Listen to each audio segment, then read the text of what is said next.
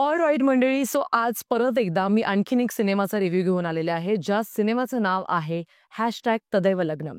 हा सिनेमा सुबोध भावे आणि तेजस्वी प्रधान यांच्या अवतीभोवती फिरणारा आहे आणि यांच्या समवेत इतरही बरेच ॲक्टर्स आहेत. पण कारण आपण आता ऑलरेडी त्यांच्याबद्दल बऱ्यापैकी इन डिटेल चर्चा ट्रेलरच्या रिव्ह्यूमध्ये केली होती. आज फक्त हा सिनेमा म्हणून कसा आहे त्याबद्दल चर्चा करूया. सगळ्यात आधी आता कास्टिंगबद्दल जसं मी सांगितलं, आता सुबोध भावेचं जे कॅरेक्टर आहे ते आहे अथश्री महाजन आणि तेजस्वी प्रधान हिच्या पात्राचं नाव आहे गायत्री देसाई. तर बेसिकली दोघेही जण हे 40शीत ऑलमोस्ट पोहोचलेले आहेत आणि दोघांची आपापली एक वेगवेगळं जग आहे, वेगवेगळी कारणं आहेत, की का त्यांच्या लग्नाला आतापर्यंत उशीर झालाय किंवा का नाही त्यांचं लग्न झालंय. एकंदरीत काय-काय त्यांच्या आयुष्यातल्या गोष्टी आहेत ज्याच्यामुळे ते थोडेसे डिस्टर्ब्ड आहेत आणि त्यांचा परत का विश्वास होत नाहीये लग्न करण्याच्या गोष्टीवरती किंवा एकाचा होतोय पण एकाचा नाही होतंय. तर ह्या सगळ्या गोष्टी आपल्याला या सिनेमामध्ये उलगडता येणार आहेत. या संपूर्ण सिनेमाची जी कथा आहे ती फक्त 1 दिवसाची आहे. म्हणजे सकाळी अथश्री आणि गायत्री हे दोघे एकमेकांना भेटायला येतात आणि तिथून तर थेट रात्रीपर्यंत जे काही घडतं त्या अख्ख्या दिवसामध्ये ते सगळं काही या सिनेमामध्ये दाखवलंय. मला या सिनेमाची कॉन्सेप्ट भयंकर आवडली. मी ट्रेलरमध्ये पण आधीच सांगितलं होतं. कारण फायनली सुबोध भावे आणि तेजस्वी प्रधान यांना यांच्या वयानुसार आता रोल्स ऑफर केले जात आहेत. माझंच चुकलं की मी ह्याच्यावर विश्वास ठेवला. बीपीचा त्रास आहे तुम्हाला? तुम्ही हे लपून ठेवलं? तुझं तर लग्नही झालंय. तुम्ही धूम्रपान करता? I am loving this fact already. आणि याच्यावरनं आपल्याला एक असा मला असं वाटतं एक इशारा असा मिळतो किंवा एक सिग्नल असा मिळतोय की एकंदरीतच मराठी सिनेमासृष्टीमधले जे मेकर्स आहेत आता त्यांना ही गोष्ट कळतेय की बाबा रे आता बास करा. म्हणजे तो 50 वर्षांचा हिरो आणि 20 वर्षांची हिरोईन आणि त्यांचा रोमॅन्स वगैरे ह्या गोष्टी नाही गळ्याखाली उतरत. सो आता ज्याच्या त्याच्या वयानुसार ज्याच्या त्याच्या मेच्युअर्ड काही स्टोरी सुद्धा आपण आणू शकतो आणि ते या सिनेमाची सगळ्यात मोठी ताकद आहे असं मला वाटतं. आता रायटर आणि डिरेक्टर बद्दल बोलायचं झालं तर आनंद दिलीप गोखले यांनी या सिनेमाचं संपूर्ण लेखन केलंय, दिग्दर्शन केलंय आणि आय मस्ट से मला या सिनेमाचं लेखन खूप आवडलंय. म्हणजे ज्या पद्धतीने संवाद लिहिलेले आहेत, ज्या पद्धतीने या सिनेमाची कथा लिहिलेली आहे.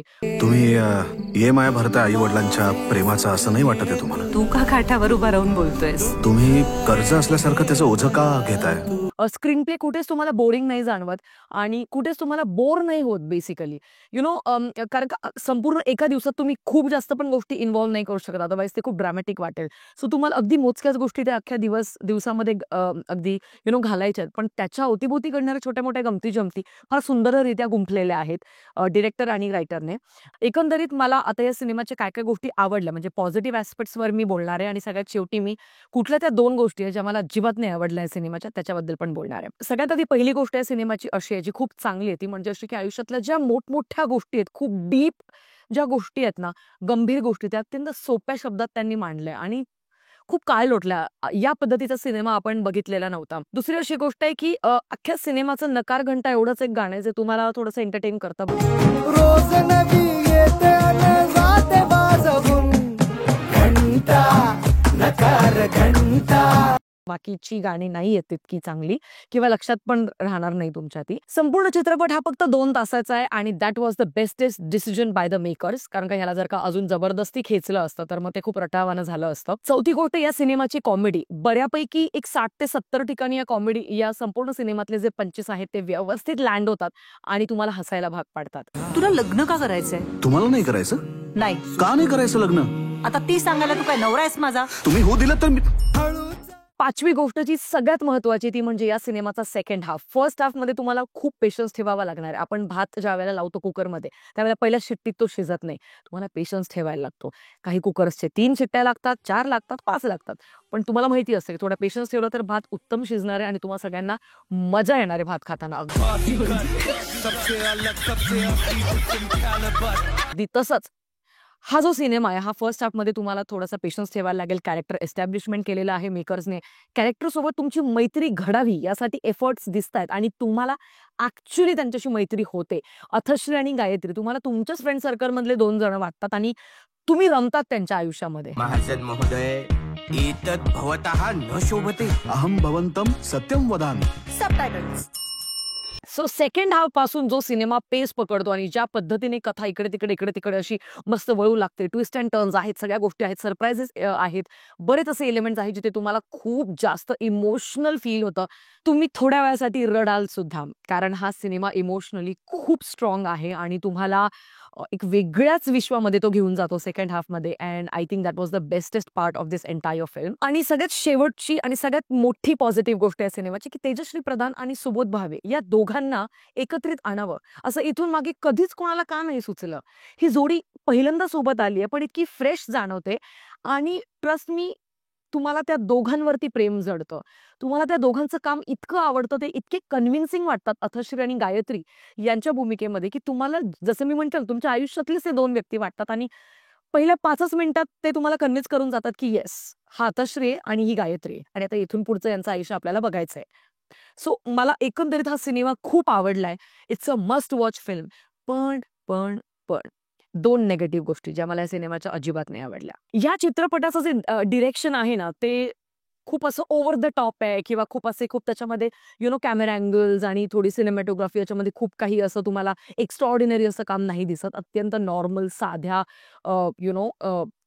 म्हणजे साध्या पद्धतीने या सिनेमाचं दिग्दर्शन केलेलं जाणवतं आणि तिथे थोडासा माझा एक हिरमोड होतो. कारण आता आपण 2024 मध्ये आहोत. सो तुम्ही ऑफकोर्स आय नो स्टोरी खूप सोपी आहे, पण तरी सुद्धा याच्यामध्ये डिरेक्टोरियल पॉइंट ऑफ व्ह्यूने जर का बघायचं झालं तर फार काही आपल्याला मेकर्सकडनं एफर्ट्स किंवा त्या हिशोबाचे नाही होते असे प्रयत्न दिसत. आणि एकंदरीत या सिनेमाचा जे सगळ्यात महत्वाचा निगेटिव्ह पॉइंट आहे तो म्हणजे असा, की नकार घंटा हे जे गाणं आहे, या गाण्यापासून चित्रपटाची अचानक सुरुवात होते. सो ते इतकं अब्रप्ट वाटतं ना, म्हणजे होतं ना असं हळूहळू थोडंसं काहीतरी एखादे 2-4 मॉन्टाजेस एक्स्ट्रा दाखवायला पाहिजे होते, जेणेकरून आपण त्या कथेमध्ये घुसतो. हे डायरेक्ट सुबोध भावेच्या डोक्याला हात लावण्यापासून तो सिनेमा सुरू होतो आणि तिथे आय वॉज लाईक, यार सुरुवातच अशी का केली आहे, म्हणजे आय डोंट नो. सो मला ती एक गोष्ट जाणवली. ऑफकोर्स या 2 गोष्टी निग्लेक्ट पण केल्या जाऊ शकतात, कारण एकंदरीत बाकीच्या भयंकर जास्त पॉझिटिव्ह गोष्टी आहेत. सिनेमाचं कथानक खूप सुंदररित्या लिहिलंय. I am talking about the writing, not about the directorial things. So these 2 are different things आणि त्याच्यामुळेच जरी एकाच माणसाने केले, पण मला त्याचं लेखन खूप आवडलं.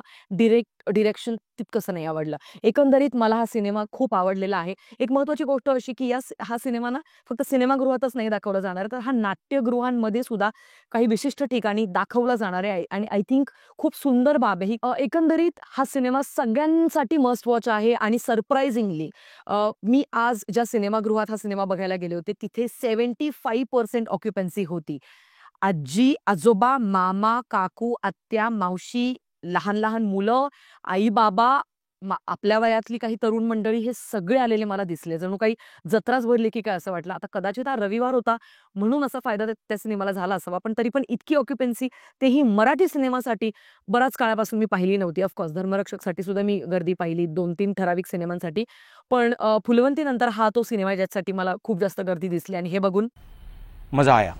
आणि और मैं ये जो मजा है हिंदुस्तान के हर व्यक्ति को देना चाहता हूँ। सो ओव्हरऑल मंडळी, मी या सिनेमाला देईन 4.5 stars out of 5, 3.75 stars. I know ही थोडीशी ऑकवर्ड रेटिंग आहे, पण कारण मी थोडीशी कन्फ्यूज होते 3.5 स्टार्स आणि 4 स्टार्स मध्ये. But yes, I think this is the perfect rating I can give to this film. आणि जाता मी इतकंच म्हणेन, की तुम्हाला जर का प्रिया बापट आणि उमेश कामत यांची आणि काय हवं ही जर का सिरीज आठवत असेल, वैश्विक संकटानंतर ही आपल्या सगळ्यांना ऑनलाईन पाहता आली होती, तर त्या पद्धतीच्या वाइब्स, त्या पद्धतीची एनर्जी आणि ते इतकं रॉ, इतकं नॅचरल ही जोडी तुम्हाला जाणवेल मोठ्या पडद्यावरती, की मी माझ्या मेकर्सला विनंती आहे, हा सिनेमाला खूप सुंदर रिस्पॉन्स मिळतोय.